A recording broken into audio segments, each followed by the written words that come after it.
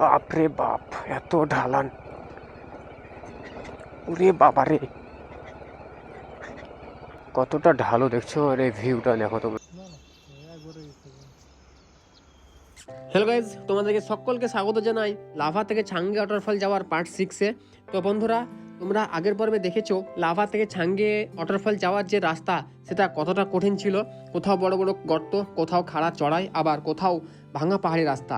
সত্যি বলতে বাইক চালাতে পুরো ফোকাস রাখতে হচ্ছিল। তো সেই খারাপ রাস্তা অনেকটাই আমরা পার করে এসেছি। মাঝখানের কিছু অংশ আমি ভিডিওতে দেখালাম না, কারণ সব রাস্তা দেখালে ভিডিওটা অনেক লম্বা হয়ে যাবে। তবে বিশ্বাস করো, বাস্তবে রাস্তাটা ভিডিওর থেকেও অনেক বেশি চ্যালেঞ্জিং, অনেক বেশি কষ্টের। বাপরে বাপ, এত ঢালান! ওরে বাবারে,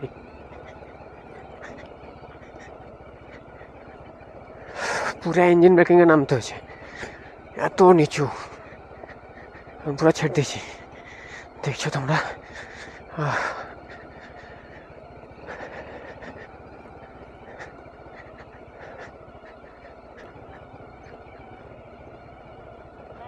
বলেন বলেন, আপনার উপরে আছি।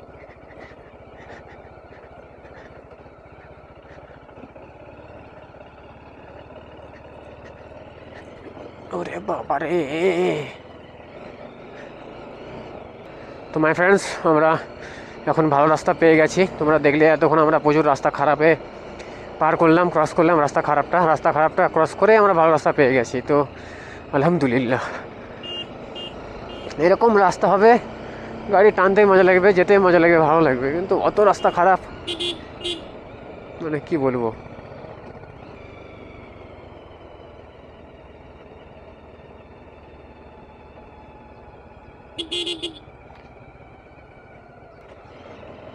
ও ভাই ভাই, এই দিকটা ভিউটা দেখো তোমরা। উফ, এখানে একটা ছোট্ট একটা বসতি রয়েছে। বসতি বলতে এখানে সব হোটেল, হোমস্টে এই সবগুলো, তাছাড়া কিছু নয়।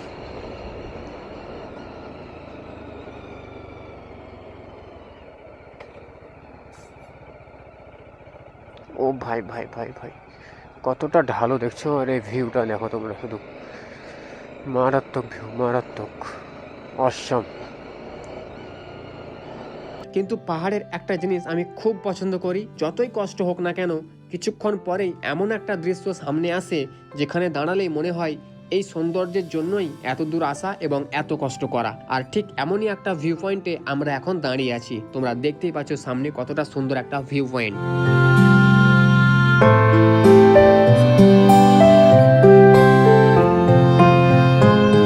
হাসান দা, হ্যাঁ আসবো না বলছিলেন যে? রাস্তা খারাপ দেখে কিরকম নেচারটা দেখেন ভাই ভাই ভাই, ওয়াও, মারাত্মক লাগছে, মারাত্মক। আমরা কোথায় ছিলাম? ওই সামনে ছিলাম আমরা। আচ্ছা, আমরা ওইখানটায় ছিলাম। এইদিকে এইদিকে এইদিকে এইদিকে এলাম। চারিদিকে শুধু সবুজ পাহাড়, নিচে মেঘের ছায়া, ঠান্ডা বাতাস আর একদম নিস্তব্ধ পরিবেশ। শহরের কোলাহল থেকে এত দূর এসে এমন একটা জায়গায় দাঁড়ালে সত্যিই মনটা অন্যরকম হয়ে যায়। এখানে কয়েক মিনিট দাঁড়িয়ে শুধু চারপাশটা উপভোগ করছি। ক্যামেরা যতটা দেখাতে পারছে, বাস্তবে জায়গাটা তার থেকেও অনেক বেশি সুন্দর। যদি কখনো লাভা থেকে ছাঙ্গে ওয়াটারফল আসো বা প্ল্যান করো, তাহলে এই ভিউ পয়েন্টে অবশ্যই কয়েক মিনিট সময় দিও। শুধু ছবি তুলে যেও না, একটু দাঁড়িয়ে এই পরিবেশটা অনুভব করার চেষ্টা করিও। আচ্ছা, এবার আর বেশি দেরি নয়, সামনে আমাদের আরো অনেকটা রাস্তা বাকি আছে। ছাঙ্গে ওয়াটারফলের দিকে যাত্রা আবার শুরু করছি। দেখি সামনে আমাদের জন্য আর কি কি অপেক্ষা করছে। চলো আবার রওনা দিই। আর এর পরের পার্ট দেখার জন্য অবশ্যই আমার চ্যানেলটা সাবস্ক্রাইব করো।